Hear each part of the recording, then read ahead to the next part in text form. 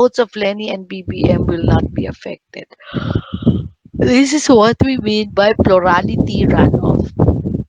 If there are two top vote getter, the vote of your to someone you like less will not be affected, okay, by the votes of the top two vote getter. Condorcet method. What about Condorcet method? Condorcet method is a one-on-one contest. Okay, just like BBM. BBM won all other candidates. In order for you to be called a Condorcet winner, you should beat all other candidates in the battle. Just like BBM, he competed and he voted against BBM, won against Lenny, won against Isko, won against Lacson, and all other candidates. Hindi maapektuhan ang boto ng iba. Do you follow? That's Condorcet method, and it's a one-on-one contest, head-to-head contest. Okay, are we ready for this? So we claim that B is the winner. Kunyari daw, B is a Condorcet winner. If B is a Condorcet winner, then B should win over A, B should win over C, B should win over D. Dapat matalo niya ang other candidates. Parang ang si BBM. BBM tried to fight all other candidates. So let's have this one. Okay. Tingnan natin ha. B versus A. Okay, B versus A. In this preference table, B versus A. Ay, mali. Laser. So, say B versus A. Okay. And then we also have B versus C. Then we also have B versus D. Dapat manalo si B para tawagin Condorcet winner. Okay, tumingin sa preference table. Okay, nasa ng preference table? Okay, tingnan mo lang si AB, tingnan mo lang si AB, tingnan mo lang si AB, tingnan mo lang si AB. Sa unang column, whose vote is higher? Di ba A? A ranked first than B. Di ba? Mas nauuna si A kesa kay B. Kaya yung 6 points para kay A. Ay, yung 6 points para kay A. Because the rank of A is first than B. Yung pangalawa, B's rank is higher than A, so 5 goes to B. On the other hand, B again for the third row, so 3 goes to B. And last but not the least, A's rank is higher, so A has 1. Obviously, B wins because 8 is more than A. You get that? Wala kasing ilaw dito. Hindi ko makita yung panulat ko. Dali nga, ano? Nasaan na ba yun? Okay, dito na nga lang ko susulat at hindi ko makita eh. Okay, so inuulit ko para malamang panalo si B, B should fight over A.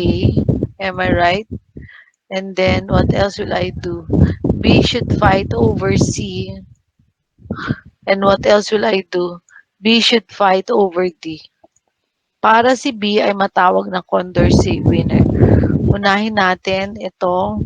So, if it's A, tingnan nyo si BA, tingnan nyo si AB, tingnan nyo si BA, tingnan nyo si AB. Mas mataas ang rank ni A kesa kay B, kaya A gets 6.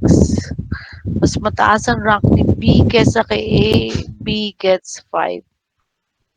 Third column na ako. Mas mataas ang rank ni B kesa kay A, sa kanya pa rin ang 3. Nasaan na ako? Hala?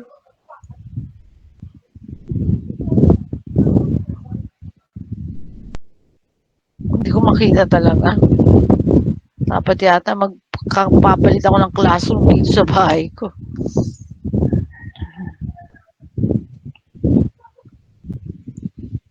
Okay, so here you go. Okay, so panalo si A. Si B kasi mas malaki yung boto niya. Tingnan naman natin itong pangalawa. Okay, so B versus C. In B versus C, try to check the number of votes of B and C only. Diba C has more, B is higher than C, so 6 goes to B. On the other hand, B ulit higher than C, B gets 5. And this one, B's vote is higher than C, B also gets 3. So that's a total of 14. And in the last rank, mas mataas si C kay B. So I'm sorry, C will only get 1. So obviously, B wins. Diba? Now, B versus D na tayo. B versus D, balik ulit kayo sa first column, pero ang titignan mo lang si B and D. Whose rank is higher? Is it B or D? B, 6. Whose rank is higher? B or D? B, 5. Pero dito sa gitna, whose rank is higher? Is it B or D? D. D gets 3. And last but not the least, whose rank is higher? Is it B or D? B gets 1. Okay. So obviously, B wins. And since B won all other candidates, then I can say B is called the Condorcet winner. Kasi panalo siya mula sa lahat. Okay, and imagine this, if you're gonna do it in the national election, ang mangyayari, it's gonna be a chaos because there's so many to consider. Marami rin tayong mga botante at marami din tayong mga candidates. And there would come a time, so don't be surprised if you cannot produce a winner. But the winner of the election is called the Condorcet winner. But there would come a time that the Condorcet method may not produce a winner because you have to win all other candidates. Okay, now the hair system. What about the hair system? Hair system is deleting the least preferred candidate. Para siyang BBB. In PBB, di ba, ang ginagawa sa PBB ay eliminating the least preferred. Eliminating the housemate which has the lowest number of vote every week. Di ba? Lowest. So, para siyang PBB. Halimbawa, look at the preference table. First rank lang ah. How many votes does A have? A has a total of 6 votes. 5 plus 1, 6. What about B? B has 3. What about 4? I C. C has 4. Hanapin nyo yung kung sino yung pinakamababa. Di ba ang pinakamababa? B? Yeah, well, you have to eliminate B. When you do the next preference table, wala na si B. And there will be some movements. Some movements would be, some candidates will go up the level. Parang ito, alisin mo si B, si C yun na yung second. Alisin mo yung B, si A na yung second. Alisin mo yung B, C and A will be first and second. Alisin mo yung B, si C yung second. Nagbabago na kasi dalawa na lang yung kandidato mo, first place and second place. Bilang ulit. Ilan ang boto ni C? 7. Ilan ang boto ni A? 6. Tinitingnan lang ang first place votes.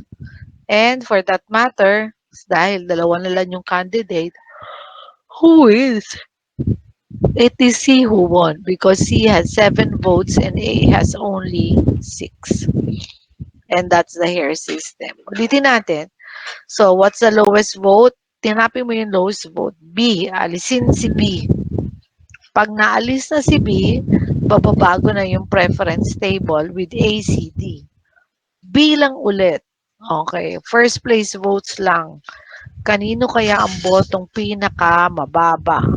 Is it C, 11? Is it D, 12? Is it A, 14? Nasabi na natin C, 11. And then when you try to do the next preference table, C should not be in it anymore. Or remove C first. Dapat wala na siya sa susunod na table. Since you only have A and D, dalawa lang ang rank mo.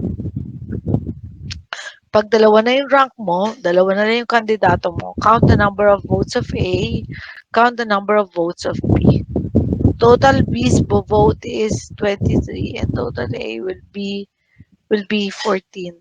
And the winner is D, of course. Okay. Next, what else do I have? Board account method. This one, board account method, every rank matters. At ano ibig sabihin ng every rank matters? Sa bawat rank, gagamitin na natin. Magbibigay tayo ng weight sa bawat rank. Okay? Okay, so ang ganito ang mangyayari. Kapag first, meron kang apat na candidate. The first rank gets 4 points. 4, 3, 2, 1. Ganun ang mangyayari. Bibilangin mo kung ilan yung kandidato, bibilangin mo rin kung anong color yung kandidato mo. Do you follow? And this was discovered by John Charles de Borda. Okay, ito. Pag-apat ang kandidato mo, the weights are 4, 3, 2, 1. Pag lima yung kandidato mo, 5, 4, 3, 2.